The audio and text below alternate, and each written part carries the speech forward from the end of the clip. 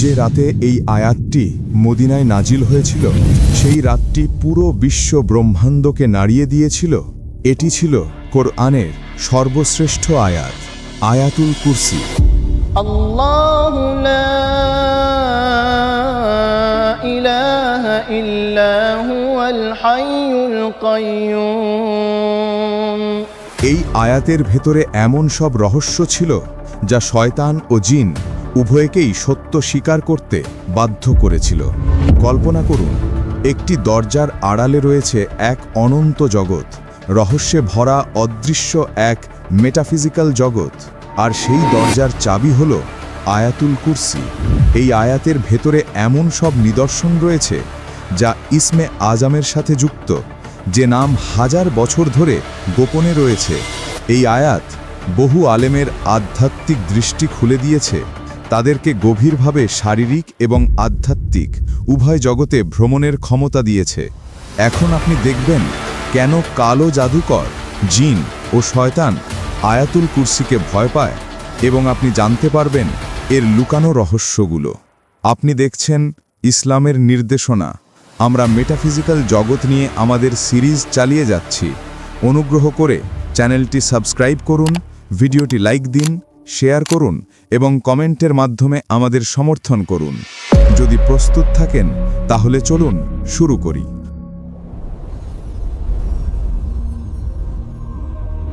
আয়াতুল কুরসি হল সূরা আল বাকারার 255 নম্বর আয়াত এবং এতে মোট 9টি বাক্য রয়েছে। একটি সহিহ হাদিসে রাসূলুল্লাহ সাল্লাল্লাহু আলাইহি ওয়াসাল্লাম বলেছেন, এই আয়াতের ভেতরেই রয়েছে ইসমে আজম, আল্লাহর সর্বশ্রেষ্ঠ নাম। এই কারণে অনেক ইসলামী বিদ্বান বলেন যে যদি কেউ আয়াতুল কুরসি টানা 40 দিন ধরে 1000 বার পড়ে, তবে তার সামনে রহস্যের দরজা এবং অর্থের জগৎ খুলে যায়। অনেক আলেম একথা উল্লেখ করেছেন।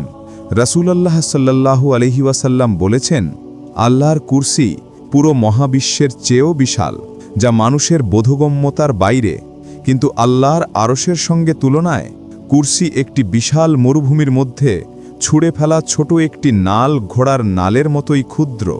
আয়াতুল কুরসি আল্লাহর কুরসি, তার আরশ, তার ক্ষমতা, তার জ্ঞান, তার নিয়ন্ত্রণ, তার চিরজীবন, তার সত্তা এবং তার শেষহীন শক্তির বর্ণনা দেয়।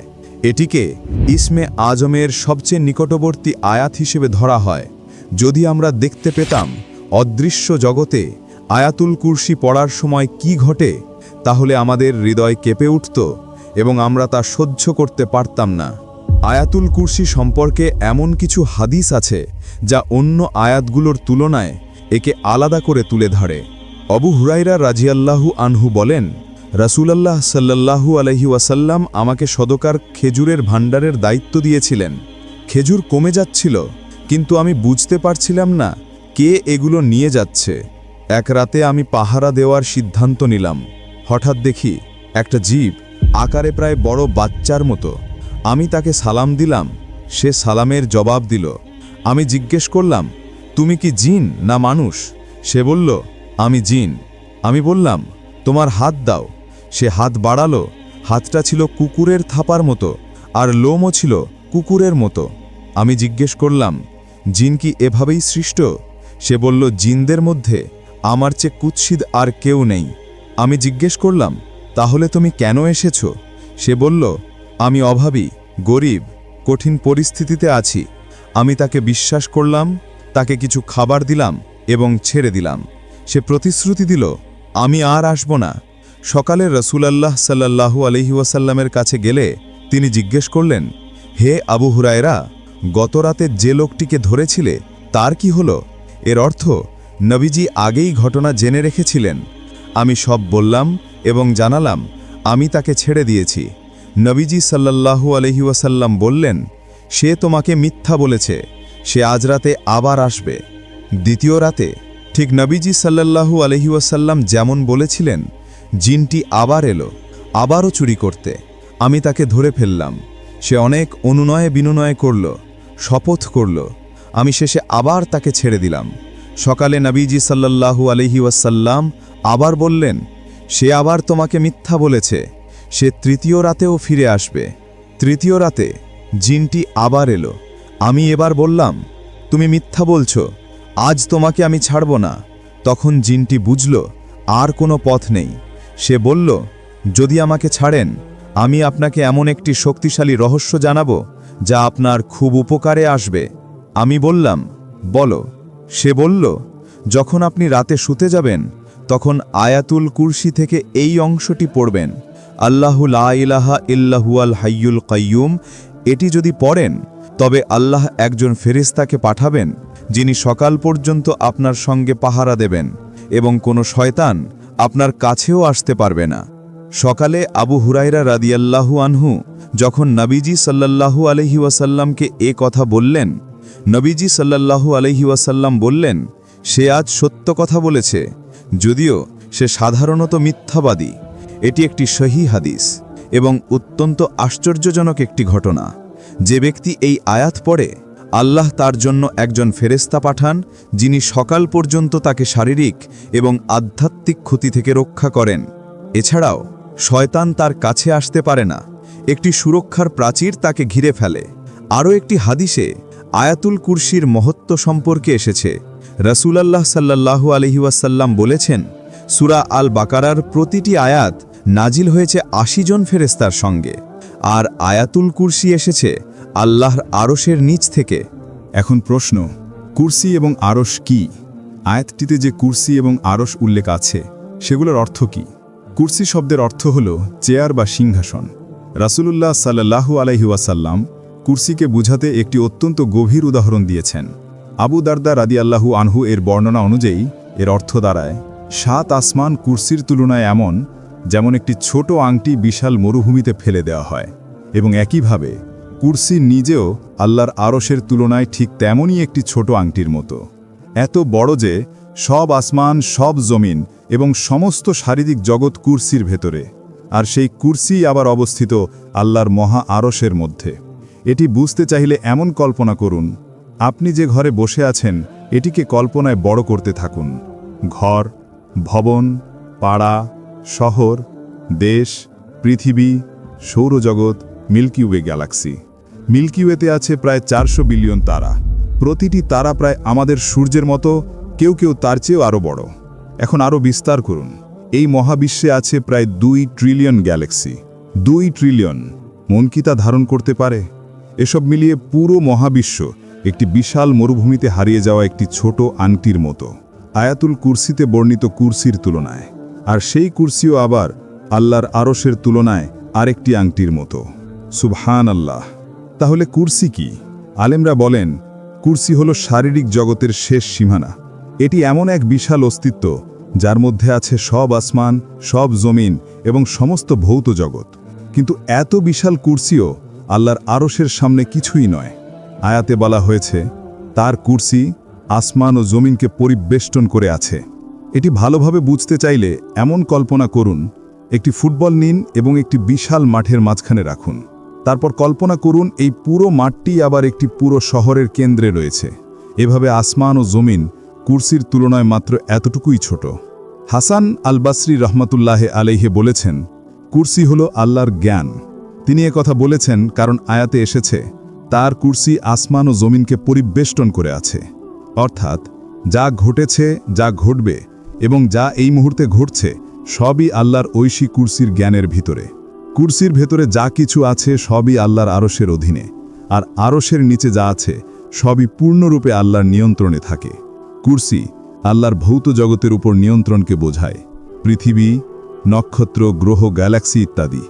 আরশ আল্লাহর অশরীরিক জগতের উপর নিয়ন্ত্রণ বোঝায়, রূহ, ফেরেশতা এবং অদৃশ্য মহাজগৎ।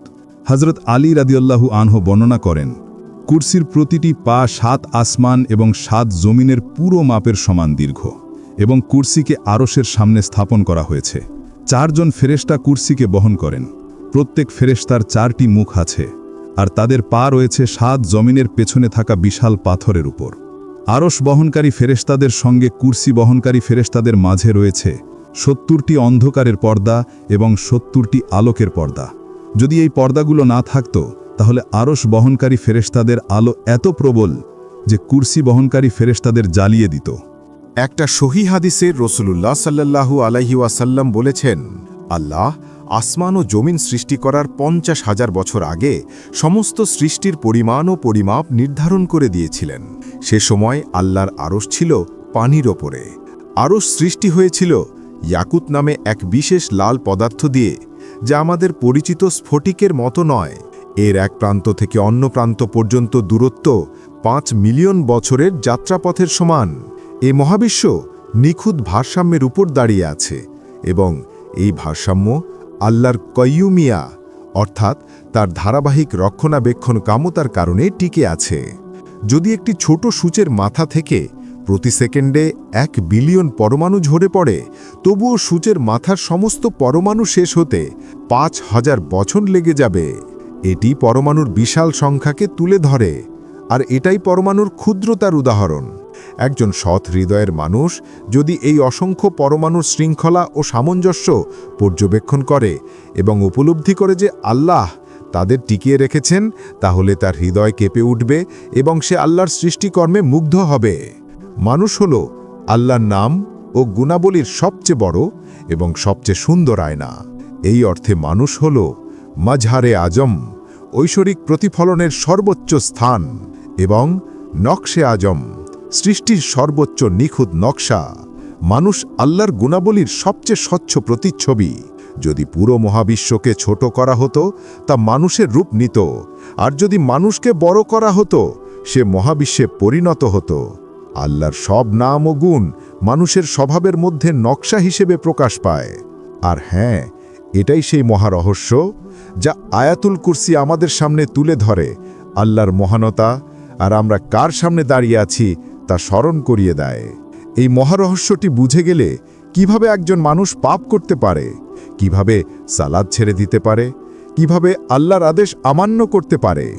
আমাদের বিশাল মহাবিশ্ব, যা চোখে অগাধ ও অসীম মনে হয়, আল্লাহর আরশের তুলনায় একটি মরুভূমির মধ্যে ছোট একটি ঘোড়ার নালের মতোই ক্ষুদ্র। তাহলে ভাবুন, আল্লাহর মহিমা আসলে কত বিশাল। রাসূলুল্লাহ সাল্লাল্লাহু আলাইহি ওয়াসাল্লাম উবাই ইবনে কাব রাদিয়াল্লাহু আনহুকে জিজ্ঞেস করলেন, হে আবু আল মুনজির, আল্লাহর কিতাবের মধ্যে তোমার কাছে থাকা কোন আয়াতটি সবচেয়ে মহান? উবাই রাদিয়াল্লাহু আনহু উত্তর দিলেন, আল্লাহ ও তার রাসূলই সর্বাধিক জানেন। নবীজি আবার জিজ্ঞেস করলে উবাই রাদিয়াল্লাহু আনহু বললেন, আল্লাহ, তিনি ছাড়া কোনো উপাস্য নেই, তিনি চিরঞ্জীব, সবকিছুকে ধারণকারী। অর্থাৎ তিনি আয়াতুল কুরসিকেই বোঝাতে চেয়েছিলেন। তখন নবীজি সাল্লাল্লাহু আলাইহি ওয়াসাল্লাম তার বুকে হাত রেখে বললেন, হে উবাই, এই জ্ঞান আপনার জন্য বরকতময় হোক। এ ঘটনা থেকে আমরা শিখি, আল্লাহর কিতাবের সর্বশ্রেষ্ঠ আয়াত হল আয়াতুল কুরসি। আর আশ্চর্যের বিষয় হল, উবাই রাদিয়াল্লাহু আনহু নবীজি সাল্লাল্লাহু আলাইহি ওয়াসাল্লাম বলার আগেই নিজের অন্তর্দৃষ্টি দিয়ে তা বুঝে ফেলেছিলেন। এর মানে এই আয়াতের ভেতর এমন এক অনন্য শক্তি ও মাহাত্ম্য আছে, যা মানুষের অন্তরে বিশেষ আলো জ্বালিয়ে দেয়।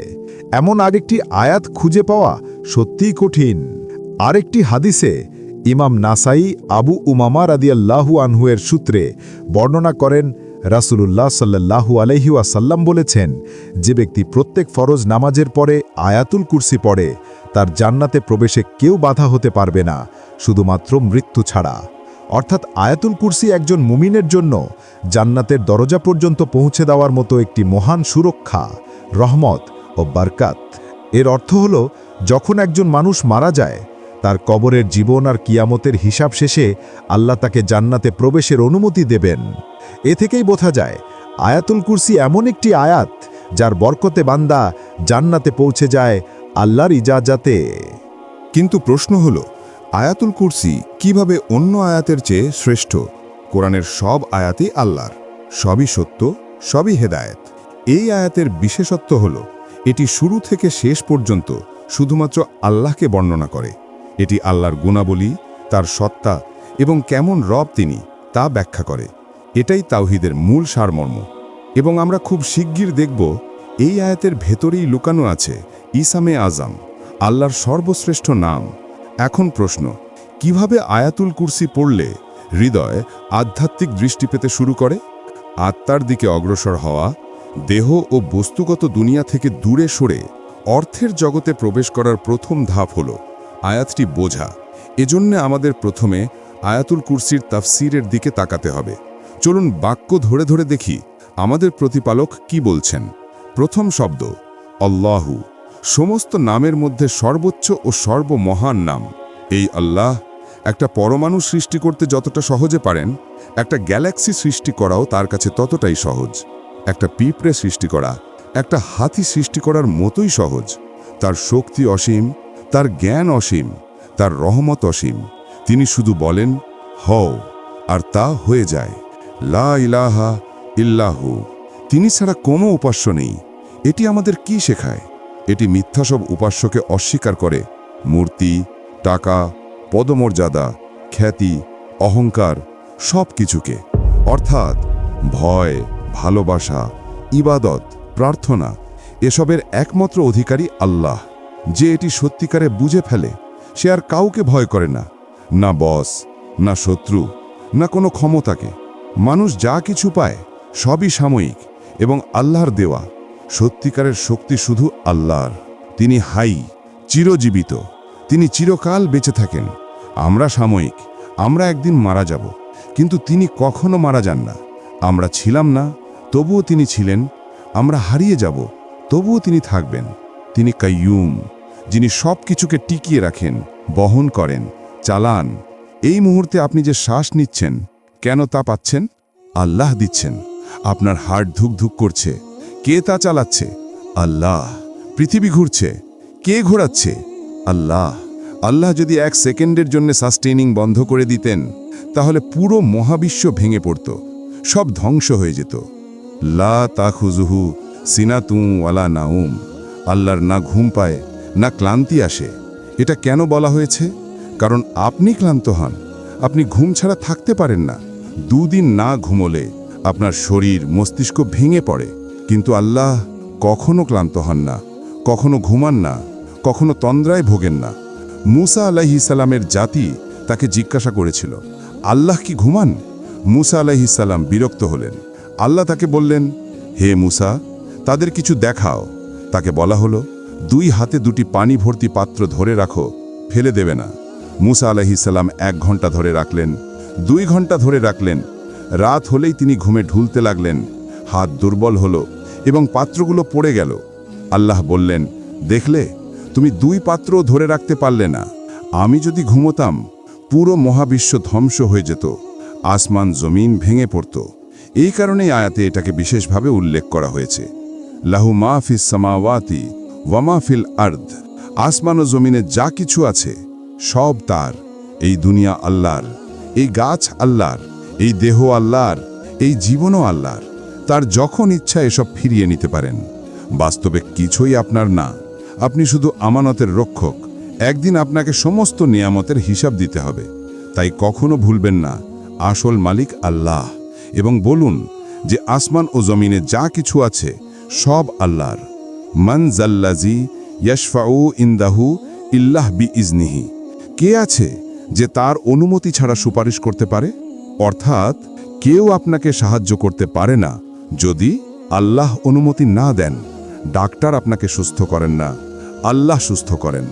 বস আপনাকে রিজিক দেন না, আল্লাহ রিজিক দেন। আপনার বাবা মা আপনাকে জীবন দেননি, আল্লাহ দিয়েছেন। তাই চাইবেন শুধু আল্লাহর কাছে, দোয়া করবেন আল্লাহর কাছেই, ভয় করবেন শুধু আল্লাহকেই। এবার আসি ইসমে আজমের দিকে, আয়াতুল কুরসির ভেতরের সেই লুকানো রহস্যে। ভাবুন, একটি গোপন আলো যা মহাবিশ্বের গভীরতা খুলে দেয়, দোয়া কবুল হওয়ার দরজা খুলে দেয়, ইচ্ছা বাস্তবায়ন হওয়ার পথ তৈরি করে দেয়। এই আলো ইসমে আজম, আল্লাহর সর্বশ্রেষ্ঠ ও রহস্যময় নাম। যেমন লাইলাতুল কদর রমজানের ভিতরে লুকানো, এই নামটিও তেমনি লুকানো তার গুরুত্বের কারণে। এই রহস্য এমন এক নামের সঙ্গে যুক্ত যা আসমান জমিন কাঁপিয়ে দেয় এবং সরাসরি আল্লাহর শক্তির সাথে সম্পর্কিত। এর শক্তি এত গভীর যে একজন মানুষের জীবন, দুনিয়া ও আখেরাত 2 জগতেই বদলে যেতে পারে। ইসমে আজম এমন এক মহান রহস্য যা ইসলামী আলেম ও আউলিয়ার দ্বারা স্বীকৃত। এই নামটি পরিচিত আল্লাহর সর্বোচ্চ নাম হিসাবে। এ নামে রয়েছে আল্লাহর অসীম ক্ষমতা ও রহমতের প্রতিফলন। একজন বান্দার দুনিয়া ও আখেরাতের সুখ গোপনে লুকিয়ে আছে মারিফাতুল্লাতে, অর্থাৎ আল্লাহকে সত্যিকারে চেনার মধ্যে।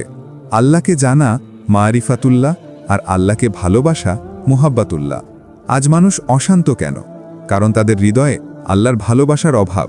যত বেশি মানুষ আল্লাহকে চেনে মারিফাতুল্লাহ, তত বেশি তাদের হৃদয়ে আল্লাহর প্রতি ভালোবাসা জন্মায় মাহাব্বাতুল্লাহ। আর যখন তারা বুঝতে পারে আল্লাহ তাদের কত ভালোবাসেন, তখন তাদের হৃদয়ে ভালোবাসা আরও গভীর হয়। এভাবেই মুহাব্বাতুল্লাহ তৈরি হয়। আমাদের প্রতিপালককে সর্বোচ্চভাবে জানার শ্রেষ্ঠ পথ হল ইসমে আজমকে জানা। এটাই আল্লাহকে জানা ও ভালোবাসার সর্বোচ্চ শিখর। দুনিয়া ও আখেরাতের সুখের গোপন সূত্র লুকিয়ে আছে ইসমে আজম এবং আল্লাহর প্রতি ভালোবাসায়। স্রষ্টার ভালোবাসা অনুভব করা এবং তাকে ভালোবাসা, এটাই এই মহাবিশ্ব ও সব জগতের উদ্দেশ্য। শত শত বছর ধরে আলেম ও রুহানিয়াত অনুসন্ধানীরা এই বিষয়টি নিয়ে চিন্তা করেছেন, আর করবেই না কেন? কারণ এই দুনিয়া, আখেরাত ও সব জগৎ সৃষ্টি হওয়ার মূল কারণ হচ্ছে আল্লাহকে জানা ও ভালোবাসা। কিছু আলেম বলেন ইসমে আজম আল্লাহর ৯৯টি সুন্দর নামের একটি বা একাধিকও হতে পারে, কিন্তু কোনটি এটি স্পষ্টভাবে প্রকাশ করা হয়নি। এই অনিশ্চয়তাই ইসমে আজমের রহস্য ও আধ্যাত্মিক মূল্য বাড়িয়ে দেয়।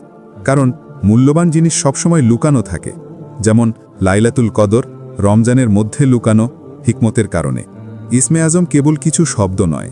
ইবন আরবির মতো মহান সুফি আলেমরা বলেন এই নামের ভেতর আল্লাহর নামগুলোর সবচেয়ে গভীর অর্থ লুকানো। এই গভীরতা শুধু জ্ঞান দিয়ে নয়, একটি পবিত্র ও আন্তরিক হৃদয় দিয়েই বোঝা যায়। ইসমে আজমকে জানা মানে শুধু নাম জানা নয়, সেই নামের অর্থ অনুযায়ী জীবনযাপন করা। এই কারণে ইসমে আজমকে একটি ঐশী রহস্যের চাবি হিসেবে দেখা হয়। ইসলামী আলেমরা চেষ্টা করেছেন বুঝতে কেন এই নাম এত বড় রহস্য। ইবনে আরবির মতে এই নাম মানুষের আল্লাহর সাথে সংযোগকে শক্তিশালী করে। তাই ইসমে আজম শুধু একটি চাবি নয়, বরং হৃদয়ের গভীরে লুকানো একটি অত্যন্ত মূল্যবান রত্ন। অনেক ইসলামী আলেম বলেন সাধারণ মানুষের জন্য ইসমে আজম জানা কঠিন, কিন্তু অসম্ভব নয়। এটি জানতে পারেন নবী, ওয়ালি, আলেম এবং আল্লাহর প্রিয় বান্দারা। ইসমে আজম দিয়ে করা দোয়া কবুল হয়, ইচ্ছা পূর্ণ হয়। যে ব্যক্তি এই নাম জানেন তিনি অসাধারণ কাজও করতে পারেন। উদাহরণ হিসাবে সূরা নামলে বলা হয়েছে সুলাইমান আলাইহিসসালামের দরবারে যে ব্যক্তি কিতাবের জ্ঞান রাখতেন তিনি বিলকিসের সিংহাসন চোখের পলকে এনে ফেলেছিলেন ইসমে আজমের সাহায্যে। কিন্তু আজও আলেমদের মতভেদ আছে আল্লাহর কোন নামটি প্রকৃত ইসমে আজম। আবু হানিফা রাহমাতুল্লাহ আলাইহি বলেছেন ইসমে আজম কুরআনের কিছু নির্দিষ্ট আয়াতের মধ্যে লুকানো। আয়াতুল কুরসি ও সূরা ফাতিহার গভীর অর্থে এই নামের প্রভাব দেখা যায়। আবু হানিফার মতে এই লুকানো রহস্য আসলে পুরো কুরআনের সারাংশ। ইসমে আজমের হিকমতে পৌঁছানোর জন্য মানুষকে কুরআনের আয়াতগুলোর গভীর অর্থ বুঝতে হবে, কিন্তু শুধু পড়লেই হবে না। এটির জন্য প্রয়োজন গভীর চিন্তা এবং মনের পরিশুদ্ধতা। ইবনে আরবির মতে ইসমে আজম কোনো নির্দিষ্ট শব্দ নয়, এটি এমন এক বাস্তবতা যা মানুষের আধ্যাত্মিক স্তর এবং আল্লাহর তাজাল্লির ওপর নির্ভর করে ভিন্নভাবে প্রকাশিত হয়। তিনি বলেন আল্লাহর প্রতিটি নাম সৃষ্টির সামনে একটি মুখ, কিন্তু ইসমুল আজম এই সব মুখের ঊর্ধ্বে থাকা মূল সত্তা। কোনো মানুষ যখন তার রবের সবচেয়ে নিকটে পৌঁছালে এই নাম তার সামনে প্রকাশ পায়, এবং এই নাম দিয়ে করা দোয়া মানুষের মনোভাব এবং আন্তরিকতার উপর ভিত্তি করে আকার ধারণ করে। ইমাম গজ্জালি রাহমাতুল্লাহ আলাইহি বলেন ইসমে আজম হল দোয়া কবুল হওয়ার সবচেয়ে শক্তিশালী নাম।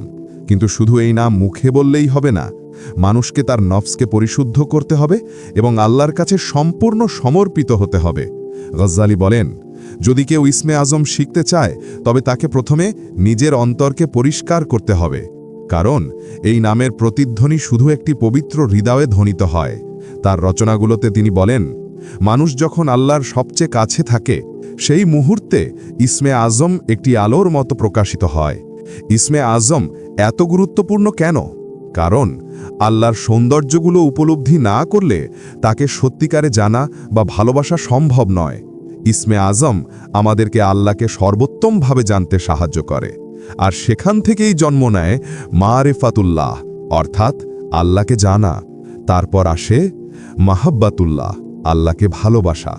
যখন এই মাহাব্বাতুল্লাহ হৃদয়ে প্রবেশ করে একজন মানুষের পুরো জীবন বদলে যায়।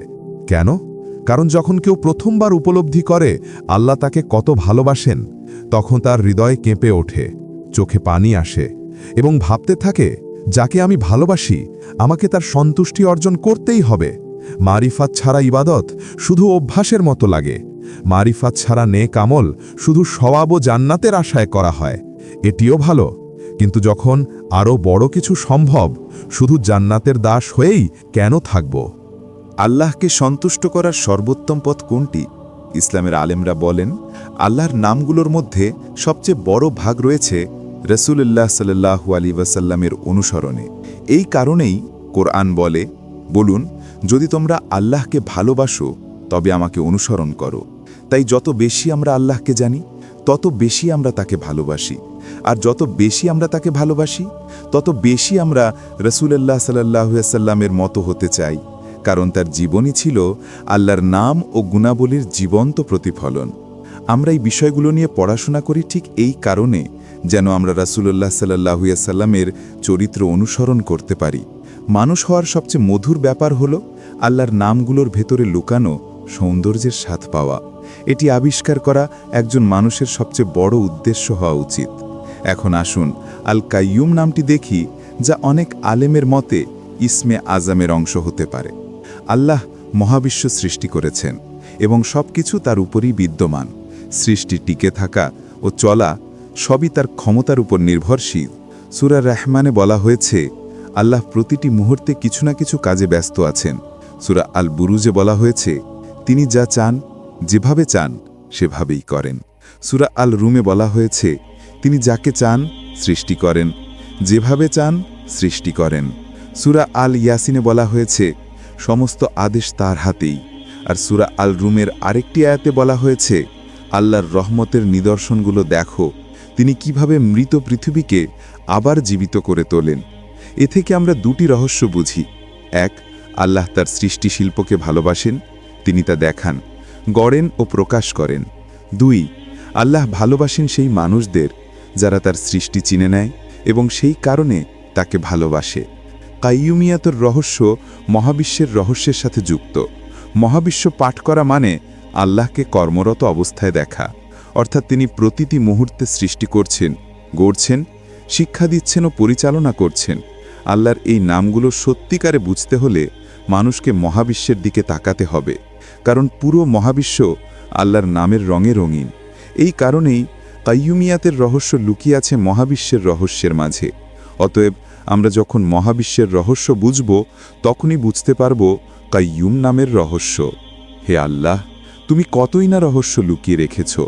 যখন আমরা মহাবিশ্বের দিকে তাকাই, দেখি সময়ের প্রবাহে সৃষ্টি ধ্বংসের চলমান চক্রে কিছু প্রাণী মাত্র কয়েক সেকেন্ডের জন্য সৃষ্ট হয়, তারপরে হারিয়ে যায়।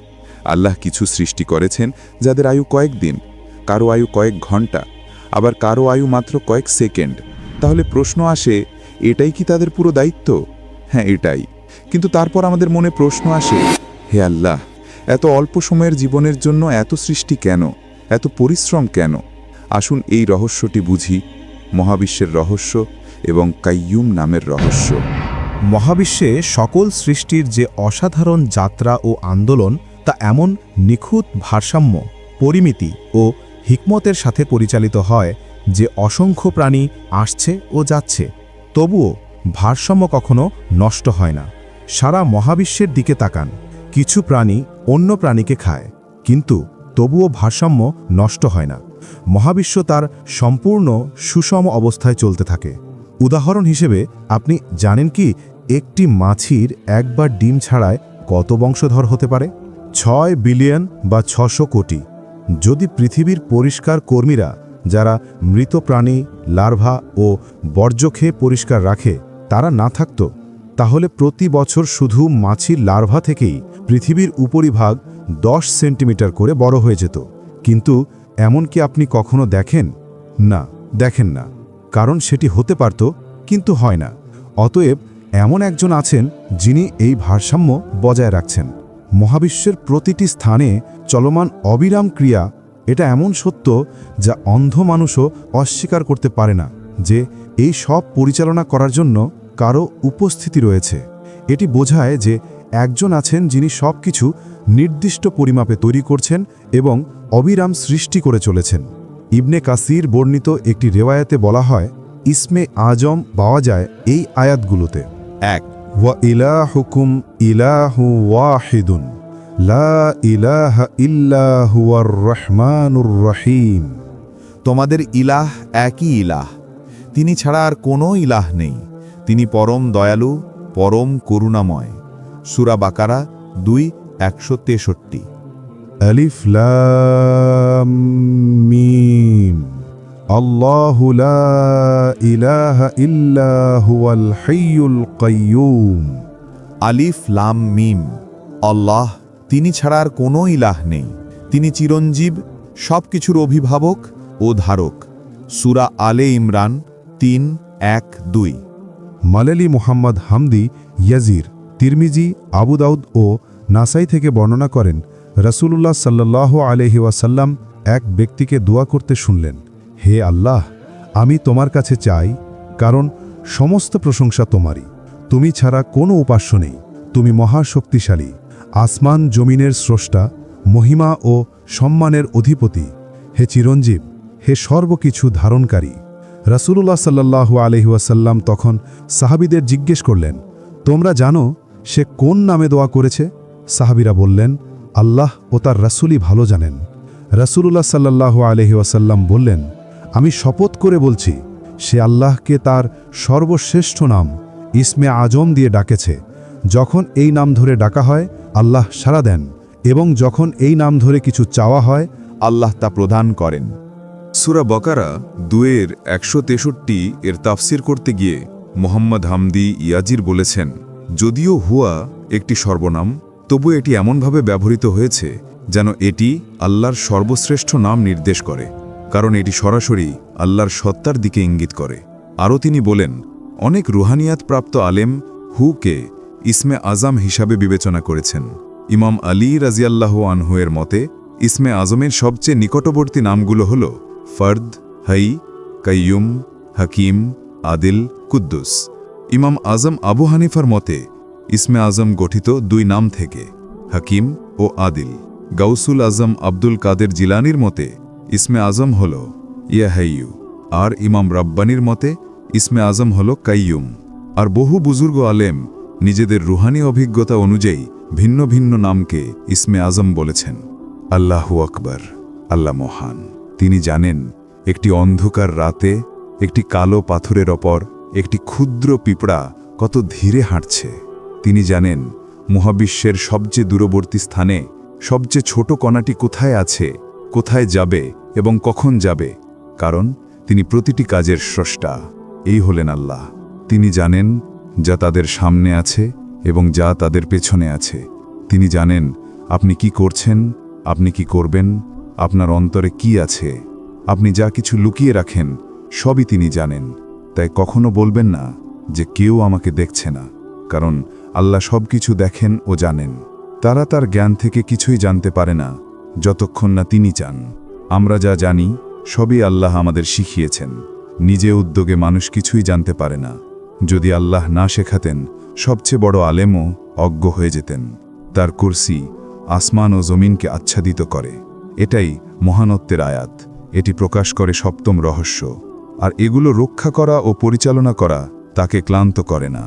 এই বিশাল মহাবিশ্বকে রক্ষা করা আল্লাহর জন্য খুবই সহজ। আয়াতুল কুরসি আমাদের আসলে বলছে যে রবকে ভয় করা উচিত তাকেই ভয় করো, তার আনুগত্য করো, তার ইবাদত করো এবং বলো, আমি কখনোই আমার হৃদয়ে তাদের ওপর নির্ভর করব না যারা আল্লাহর অনুমতি ছাড়া এক পাও ফেলতে পারে না। আয়াতুল কুরসির গাণিতিক সাম্যতার মিরাকেল। যখন আমরা আয়াতুল কুরসিকে দেখি আমরা এটিকে 9টি বাক্যে ভাগ করতে পারি। এখন প্রথম বাক্য ও শেষ নবম বাক্যটি দেখুন।